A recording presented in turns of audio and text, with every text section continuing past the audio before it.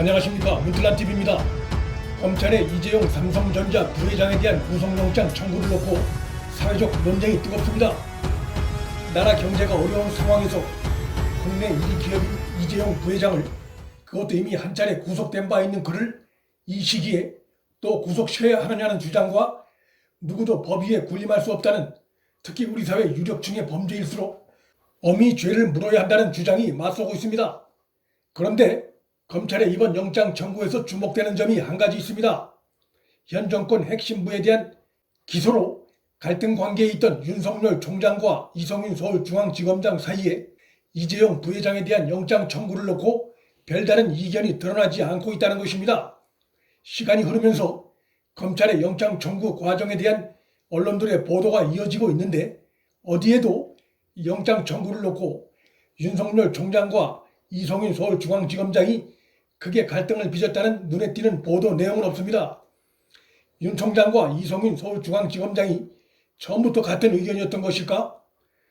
윤석열 총장의 이재용 승계작업 수사 시점이 특별검사팀 시절로까지 올라가는 것은 사실이지만, 총장 취임 이후, 특히 코로나19로 인한 경제위기 이후 이재용 부회장 수사 관련해 윤 총장의 입장이 부각된 바 없습니다. 오히려 이성윤 중앙지검장이 처음엔 이재용 부회장에 대한 영장 청구에 소극적이었다가 막판에 적극적으로 돌아섰다는 일부 보도가 나온 바 있습니다.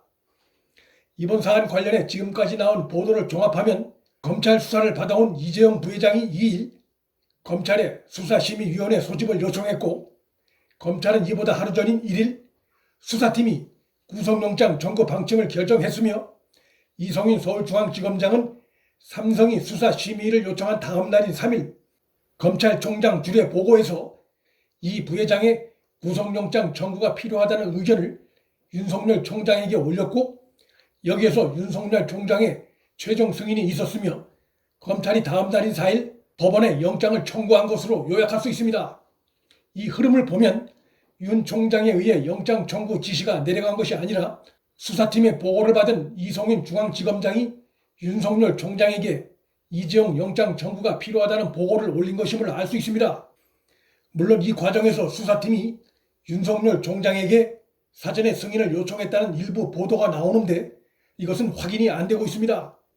확인이 안 되는 또 하나의 내용은 검찰의 영장 청구가 삼성의 수사심의 요청의 대응 차원이 아니라 그 이전에 수사팀 내부적으로 이재용 부회장에 대한 구속영장 청구 방침이 전해졌다는 일부 보도인데, 이 보도 내용 역시 검찰의 외부에선 확인이 어렵습니다.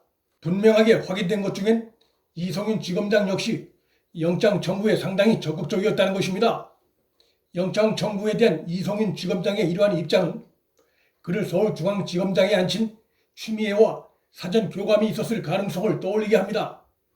문재인 정권은 검찰의 중요한 일정에 대해 본부와 사전 교감을 가질 것을 집요하게 요구해왔고, 현 정권 코드 인사로 내려온 이성윤이 이 점을 간과했을 리 만무합니다. 그렇다면 현 정권 관련자들은 왜 이재용 영장 청구에 동의 내지 방관했을까? 올해 초 윤석열 총장이 문재인 측근 13인에 대한 불구속 기소 결정을 내릴 때도 이성윤은 외부 위원들로 구성된 전문수사자문단에 기소 여부를 맡기자고 주장했었는데, 이번엔 그렇지 않았습니다. 심지어 삼성이 수사심의 요청을 했음에도 그 다음날 윤 총장에게 구속영장 청구를 해 승인을 받은 것은 문재인 측근 13인 기소에 반대하던 때와는 사뭇 다른 태도입니다. 이렇게 큰 사안의 경우 구속영장을 청구할 정도면 기소는 당연히 이어지는 것으로 판단할 수 있다는 점에서 이성윤 중앙지검장이 이번에 보인 태도는 그의 취임 초기 태도와 크게 다르다고 볼 수 있습니다. 그렇다면 그 이유가 무엇일까? 어떤 이유가 있기에 대통령 문재인과 경제위기 극복에 앞장서 협력해온 이재용 부회장 구속영장 청구에 동의한 것일까? 5일 CBS 노컷뉴스가 단독 보도한 내용에 의하면 최지성 전 삼성그룹 미전실장과 김종중 전 미전실 전략팀장 등이 최근 검찰 조사에서 경영권 승계 작업의 일환으로 검토 진행됐다고 지목된 사안들을 당사자인 이재용 부회장에게도 일부 보고하고 승인받았다는 취지로 진술했다고 보도했습니다.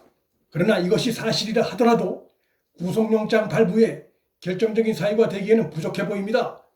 왜냐하면 이재용 부회장이 설령 일부 보고는 받았다 하더라도 사전에 지시했는지 여부와는 다른 문제이고 또 그 중요한 부분은 아직 확인되지 않은 상태이기 때문입니다. 따라서 이재용 부회장 영장 청구 관련한 현 정권 관련자들의 동의 내지 방관 부분엔 다른 이유도 있을 수 있다고 봅니다. 그것은 이제 이재용 부회장 구속영장이 발부되든 기각되든 모든 책임은 최종 승인자인 윤석열 총장이 도맡게 된 상황이 거론될 수 있습니다. 뿐만 아니라 검찰 단계에서 영장 청구가 되든 되지 않았든 그 책임 역시 윤석열 총장이 질 수밖에 없었던 상황입니다. 만일 어느 정도 구속 사유에 해당하는 정황 증거가 나왔음에도 윤석열 총장이 반대해 영장 청구 자체가 진행되지 않았다면 윤 총장은 그때부터 특히 좌파 진영으로부터 법과 원칙을 지키지 않았다는 비판의 도마 위에 올랐을 가능성이 있습니다.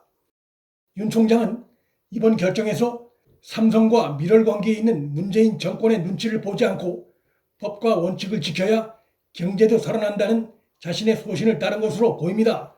이재용 부회장이 범죄에 직접 관여했다는 구체적이고 결정적인 위법 증거가 현재 드러난 것이 없어 영장 발부와 기각 가능성이 각각 반반으로 전망되나 이와 별개로 윤 총장은 평소 그의 소신대로 증거가 가리키는 대로 정권의 눈치 보지 않고 행동한 것으로 볼 수 있습니다. 윤 총장의 이러한 법과 원칙대로의 소신이 현 문재인 정권에게는 더욱 압박과 부담이 될 수 있을 것으로 전망됩니다. 문틀란TV 여기서 마칩니다. 구독과 좋아요, 방송 공유는 방송 제작에 큰 힘이 됩니다. 시청해 주셔서 감사합니다.